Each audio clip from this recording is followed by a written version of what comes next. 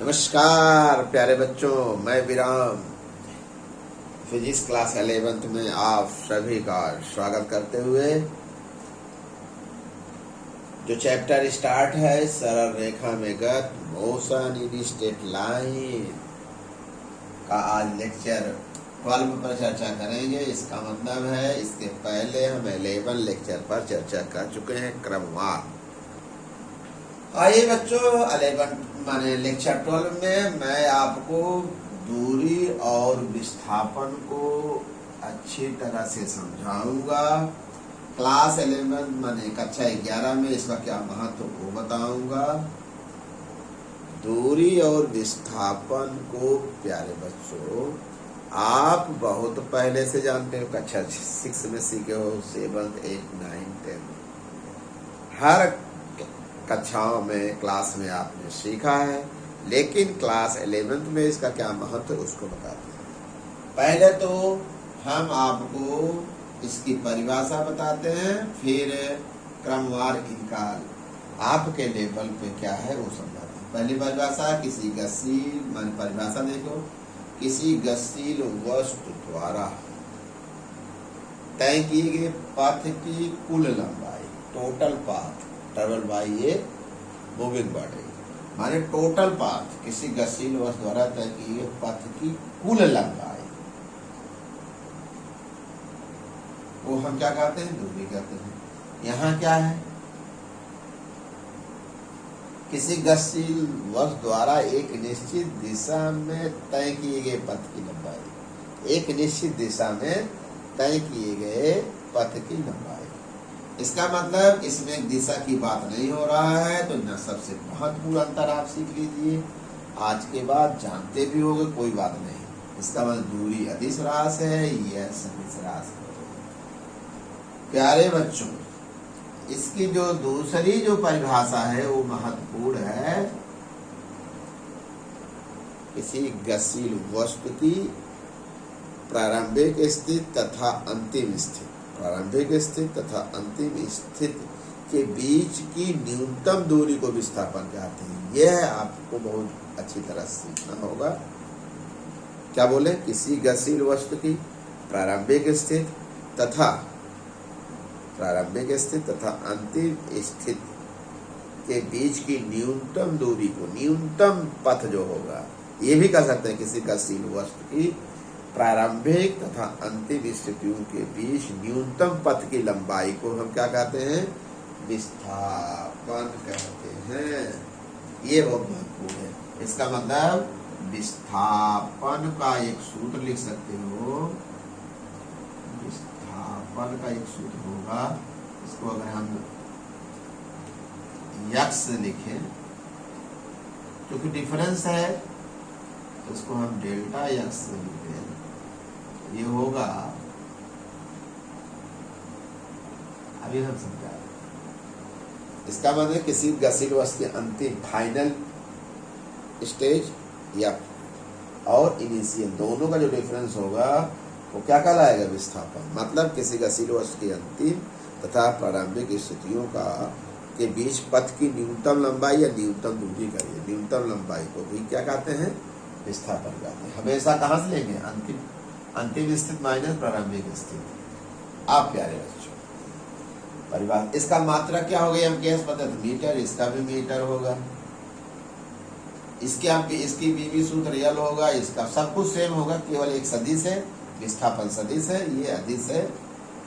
अब और एक महत्वपूर्ण बात जो आपको सीखना है प्यारे बच्चों, दूरी सदैव धनात्मक होगी और विस्थापन धनात्मक भी हो सकता है और ऋणात्मक हो सकता है। दूरी का मान सदैव 1 से बड़ा होगा, दूरी का मान सदैव क्या होगा, 1 से बड़ा होगा, अर्थात समय बढ़ने पर दूरी का मान बढ़ेगा, जबकि विस्थापन का मान क्या होगा बेटा, समय के बढ़ने पर घट भी सकता है, बढ़ भी सकता है, शून्य भी हो सकता है। इसका मतलब है विस्थापन का मान शून्य हो सकता है और क्या हो सकता है, धनात्मक हो सकता है, ऋणात्मक हो सकता है, लेकिन दूरी सदैव धनात्मक होगी। और एक चीज और बता दें, विस्थापन और दूरी माने विस्थापन दूरी के बराबर हो सकता है, लेकिन दूरी से कभी बड़ा नहीं हो सकता है। ये है क्लास 11 की फिजिक्स। आइए एक सिंपल एग्जांपल द्वारा आपको सिखाते हैं कैसे दूरी विस्थापन के बराबर, विस्थापन दूरी के बराबर होगा, कैसे छोटा होगा, कैसे ऋणात्मक होगा। एक साधारण एग्जांपल द्वारा एक कण की वन डायमेंशनल, देखो धनात्मक दिशा में वन डायमेंशनल मोशन है, एक रेखा में गति कर रहा है। आइए हमें पहला आप समझिएगा, एकदम आपके लेवल की फिजिक्स है, एकदम आपको। मान लीजिए कोई कण है, ये बेटा मूल बिंदु है, ये क्या है, ओरिजिन है, मूल बिंदु ओ से पी तक, कहां तक है बेटा, ओ से पी तक, ये मूल बिंदु से। अब इसकी पोजीशन यहाँ 10 मीटर है, एक पोजीशन कितना बेटा, 10 मीटर। आइए समझा देते हैं। पहले तो दूरी निकाल लो, दूरी माने पथ की कुल लंबाई, पथ की कुल लंबाई होगी ओपी, ओपी कितना होगा 10 मीटर, ऐसे बेटा ओपी मूल बिंदु कितने दूरी पे 10 मीटर, मीटर में है। अब आप यहाँ विस्थापन निकाल सकते हो, विस्थापन कितना होगा देख रहे हैं, अंतिम स्थित सूत्र है माइनस एक्स।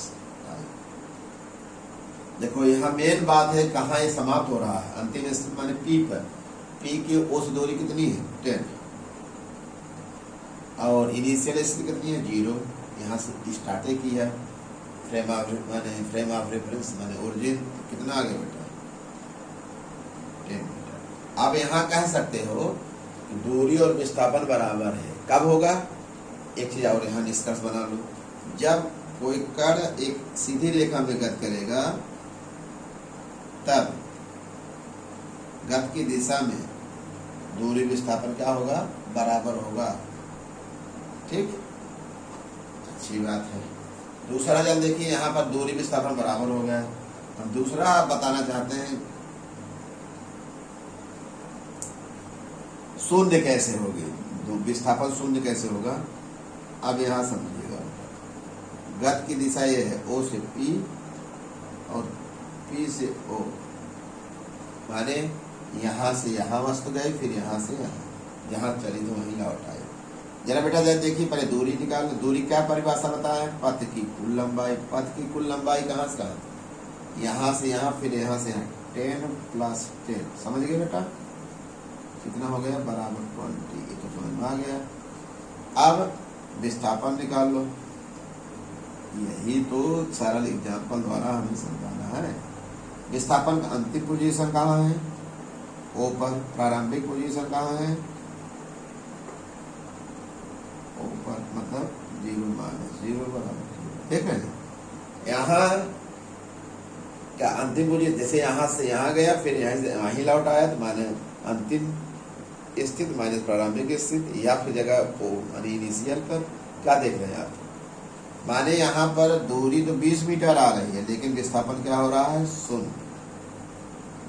तीसरा, हम कितना सरल एग्जांपल लेकर एकदम सरल भाषा में बता रहे हैं। कोई भी लड़का होगा जिसको इनिशियल दौर मूल रूप से फिजिक्स नहीं आ रहा हो, मेरी फंडामेंटल फिजिक्स सीख कर आगे बढ़ सकता है। जैसे अब बेटा हम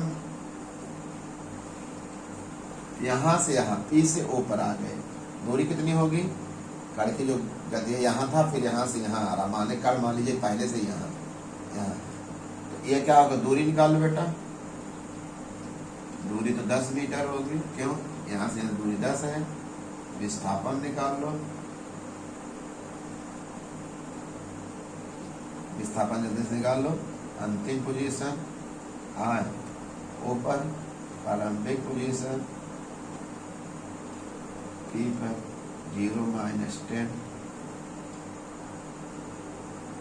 देख रहे हैं यहाँ पर क्या हो गया, दूरी तो धनात्मक 10 मीटर, लेकिन विस्थापन -10 हो गया मीटर में, यूनिट लिख लो मीटर। इसका मतलब दूरी सदैव धनात्मक होगी, विस्थापन धनात्मक भी हो सकता है, ऋणात्मक और शून्य कुछ हो सकता है। और विस्थापन कभी भी दूरी से बड़ा नहीं हो सकता, बराबर हो सकता है सिर्फ एक ही किस्म जब एक ही दिशा में गति हो।